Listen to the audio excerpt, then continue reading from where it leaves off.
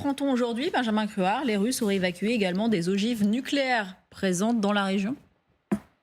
Oui, c'est ça, c'est la déclaration choc du porte-parole des renseignements ukrainiens qui dit que les Russes n'ont pas évacué que des civils hier, ils ont aussi évacué l'installation de Belgorod 22, un entrepôt de munitions nucléaires, évacué donc par les Russes, et ça se trouve non loin de Graivorone. Alors, on va prendre ça avec prudence parce qu'on n'a pas de confirmation visuelle de ce qui est annoncé, mais quand vous regardez la carte, ça mérite qu'on s'y arrête quand même. Il cite Graivorone. Quand on regarde, ça c'est le trajet des assaillants, on va les appeler comme ça hier, les 3 villages qu'ils ont parcourus, ils se seraient arrêtés dans cette zone-là. Le site entre guillemets, Belgorod 22, il est ici. Donc on a à peine une dizaine de kilomètres, moins de 10 kilomètres à vol d'oiseau. Intéressant. Est-ce que ce site existe vraiment? Déjà, regardez sur Google Maps. On a effectivement ce qui se dessine comme un site de stockage d'armes nucléaires, et c'est confirmé d'ailleurs sur les listes des sites de stockage. Il y a eu un numéro d'unité. Les médias russes parlaient, il y a encore quelques mois de ça, de potentiel stockage d'armes nucléaires tactiques.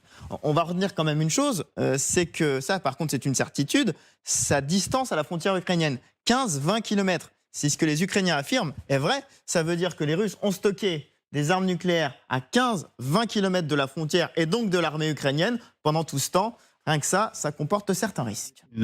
Alors, le général François Chauvency nous a rejoint.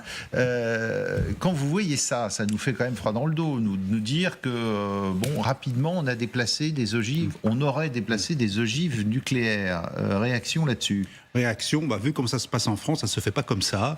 Il y a des règles de sécurité, ou alors c'est que vraiment il y a le feu à la maison.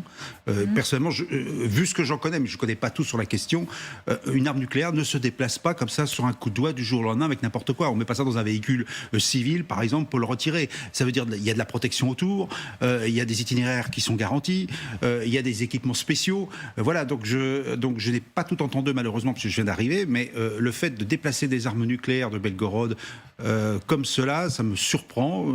Et je reviens peut-être à des débats qu'on a eu souvent sur ce plateau, sur la dramatisation dès qu'on parle du nucléaire. C'est un moyen...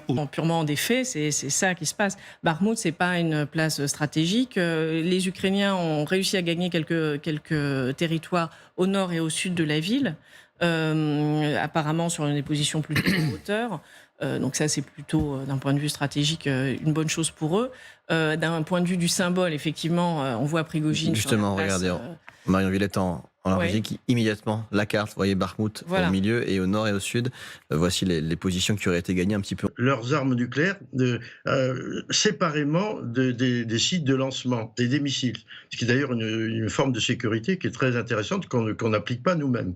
Donc ça veut dire qu'il y ait un centre de stockage, un site de stockage, c'est à peu près de la frontière, mais après tout, l'Ukraine était auparavant russe. Donc, ça n'a rien d'étonnant. Et qu'il évacue les armes nucléaires, ça n'a rien d'étonnant non plus. Compte tenu du fait qu'il y a quand même des combats qui sont très proches, les Russes ne peuvent pas courir le risque de voir leurs armes nucléaires passer sous contrôle d'un groupe dissident. Donc voilà, pour moi, il n'y a rien d'étonnant. En fait, il faut, je crois, replacer ça dans le contexte des manipulations nucléaires que pratique la Russie depuis le début de ce conflit. Je pense que vous avez tous remarqué que dès le début du conflit, Vladimir Poutine et ses séides ont manipulé, comment dirais-je, ont joué de la menace du chantage nucléaire. Et que tout au long de ce conflit, les Russes ont joué de ce chantage nucléaire. Donc, le problème maintenant qui se pose aux Russes, c'est que cette gesticulation nucléaire, autour du nucléaire, commence à perdre de sa crédibilité, parce qu'à force de menacer, et sans qu'il y ait de mise en application et de mise en œuvre de la menace, ça perd forcément sa crédibilité. Donc, toute la question pour la Russie, en ce moment, c'est de rajouter des barreaux à l'escalade nucléaire.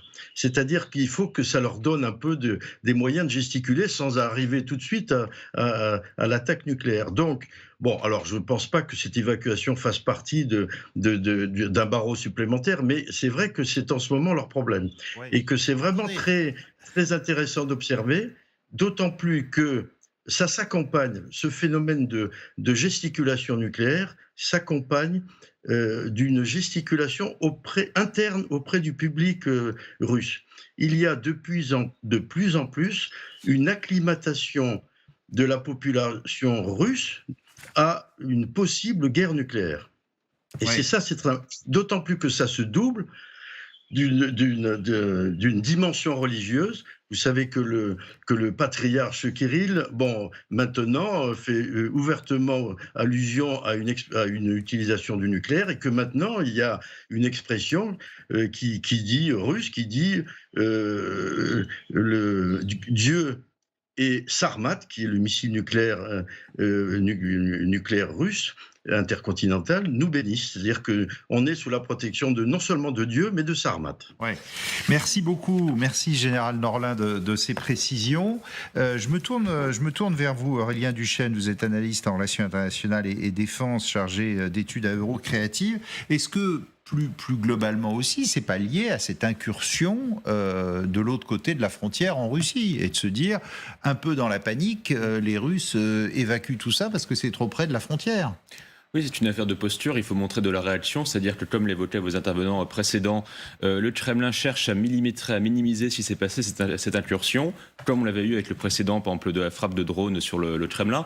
Donc c'est surtout une manière, une posture d'affichage. En revanche, pour faire écho à ce que disait le général Chauvencier à l'instant, tout ça, ça nous rappelle un peu cette fébrilité, quelque part, ce qu'on avait pu craindre dans les années 90, la question des stocks nucléaires, notamment tactiques, qui pouvaient tomber aux mains de groupes non étatiques dans le cadre du délitement de l'État russe. Premièrement, le fait qu'il y ait cette réaction dans l'urgence à être des stocks à 20 km de la frontière, qui auraient pu être déplacés bien plus tôt dans le conflit, ça montre de la fébrilité. Voire être bombardés, parce qu'on sait qu'il y a eu des bombardements pas loin de là. Oui, d'ailleurs, ils sont... Alors, en fait, les Russes avaient mis, par exemple, des systèmes Pantsir sur des sièges de ministères ou d'administration publique, mais ils protègent, semble-t-il, moins des sites aussi stratégiques que celui-là. Et l'autre inquiétude qu'on peut avoir, au-delà de cet aspect qui renvoie à une forme d'amateurisme en temps de guerre, c'est dans la suite des événements. Vous savez que beaucoup de chercheurs parlent d'un potentiel délitement, d'un effondrement interne de l'État russe, par exemple, ou de futures rivalités au sein de l'armée ou des groupes tels que Wagner ou les Kadyrovtsi. Là, je vais dans des scénarios alambiqués, mais ça pose la question de la sécurité de tels arsenaux dans un futur assez proche. Général Chauvency, de quoi les Russes auraient-ils plus peur? Justement, il y a le danger nucléaire peut-être, mais est-ce qu'ils n'auraient pas peur aussi qu'on leur vole, par exemple, ces ogives nucléaires? En écoutant Aurélien, j'ai dit qu'effectivement, c'était une hypothèse qu'on ne pouvait pas forcément évacuer de la part de ce groupe dissident russe qui s'est introduit justement en Russie, bien qu'il faut quand même supposer qu'un stock d'armes nucléaires soit bien défendu.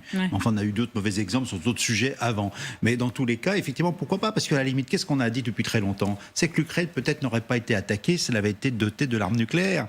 Alors maintenant, une arme nucléaire, c'est pas parce qu'on en a une qu'on est capable de l'utiliser, qu'on a le vecteur pour le porter. Donc voilà, on est dans la réflexion.